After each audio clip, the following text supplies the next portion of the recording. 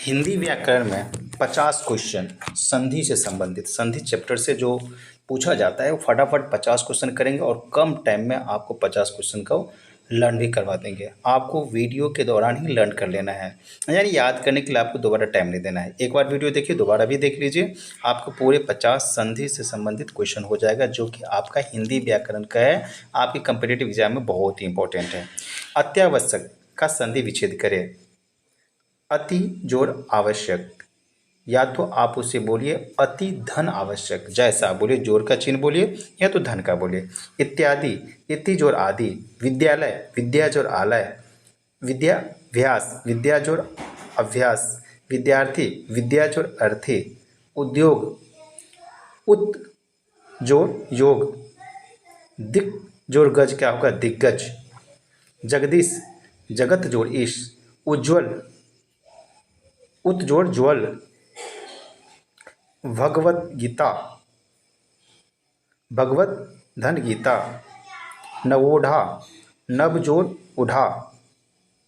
कौन सा कथन सत्य है? संधि में दो पक्षों का मेल होता है, यानी बीच में हम धन का सिंबल देते हैं, धन देते हैं, और दो पक्ष अलग अलग होते हैं, दोनों को हम जोड़ते हैं, उसे ही संधि कहते हैं। दो पक्षों के मेल को संधि कहते हैं। निम्नलिखित में से कौन सा कथन गलत है? विसर्ग के साथ विसर्ग के मेल से उत्पन्न विकार को विसर्ग संधि कहते हैं। ये बिल्कुल गलत है, क्योंकि विसर्ग के साथ विसर्ग नहीं, वर्ण भी रहता है, व्यंजन भी रहता है, तो भी उसे हम विसर्ग संधि अलग अलग वे में कह सकते हैं। यानी ऐसा नहीं कि विसर्ग के साथ सिर्फ विसर्ग का ही मेल से जो उत्पन्न विकार होता है उसे हम विसर्ग संधि कहते हैं। व्यंजन भी रहता है तो भी विसर्ग संधि होता है। दीर्घ संधि, गुण संधि, वृद्धि संधि, यण संधि और अयादि संधि संधि के मूल भेद के अंतर्गत सन्निहित है, वह है स्वर संधि। दो वर्णों के मेल से होने वाले विकार या परिवर्तन को कहते हैं संधि। दो समीपवर्ती वर्गों के मेल से जो विकार परिवर्तन होता है वह कहलाता है संधि। यानी संधि का अलग अलग आपने पहचान कर लिया और अलग अलग तरीके परिभाषा भी आपने याद कर लिया, यानी एमसीक्यू के साथ साथ आपका परिभाषा भी याद हो गया। संधि कितने प्रकार के होते हैं?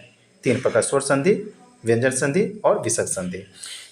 किस संधि में स्वरों का परिवर्तन य, र, ल, व में होता है? यण संधि। इनमें से किस शब्द में यण संधि है? दिव्यागम। यदि ई उ और री के बाद कोई भिन्न स्वर आ जाए, यानी आपको यह पता तो है ही और आज से लेकर री तक आपका सभी के सभी स्वर है, तो इनका परिवर्तन क्रमशः य, व, र में हो तो उनमें कौन सी संधि होगी? यण संधि। यण संधि का संबंध किस संधि विशेष से है? स्वर संधि से।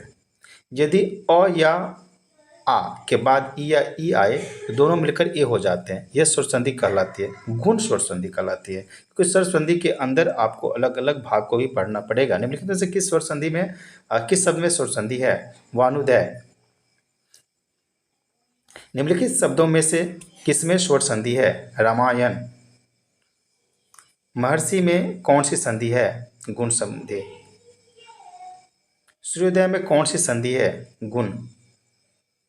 विद्यालय शब्द में है स्वर संधि, क्यों है? विद्या जो आलय होता है, आलय में अ जो है वह स्वर है, इसलिए विद्यालय में स्वर संधि होता है। विद्यार्थी उदाहरण है दीर्घ स्वर संधि का। विद्या धन आलय, विद्यालय शब्द में कौन सा स्वर है? दीर्घ स्वर संधि है। पुस्तकालय में कौन सी संधि है? दीर्घ। इत्यादि शब्द में कौन सी संधि है? यण संधि। मृगयंत्र शब्द में कौन सी संधि है? गुण स्वर संधि। निम्नलिखित शब्दों में से स्वर संधि को पहचानिए। पुस्तकालय, पुस्तक जोड़ आलय। मतयकय में कौन सी संधि है? विरिधि। परमार्थ में कौन सी संधि है? दीर्घ संधि। फटाफट कम टाइम में ज़्यादा एमसीक्यू को जानो और याद कर लो। नयन में कौन सी संधि है? अयादि। नायक में कौन सी संधि है? अयादि। इति धन आदि इत्यादि में कौन सी संधि है? यण संधि। प्रत्यक्ष में संधि है? यण संधि। व्याप्त में संधि है? यण संधि। स्वर संधि में किसका मेल होता है? स्वरों का मेल होता है। स्वर और स्वर के मेल को स्वर संधि कहते हैं। निम्नलिखित में से कौन सा व्यंजन संधि का उदाहरण नहीं है? विद्यालय। संधियां 3 प्रकार की होती है, निम्नलिखित में से कौन सा एक संधि का प्रकार नहीं है? अनुस्वार संधि। सदैव शब्द में कौन सी संधि है? वृद्धि संधि। पवन शब्द में कौन सी संधि है? अयादि संधि। कल्पांत शब्द में कौन सी संधि है? दीर्घ संधि। सुआगतम स्वागतम यानी इस संधि में कौन सी संधि है? यन संधि। निम्नलिखित में से कौन सा व्यंजन संधि का उदाहरण है? सदाचार। किस शब्द में व्यंजन संधि है? सज्जन। यानी आपने फटाफट 50 क्वेश्चन 5 मिनट में कर डाला।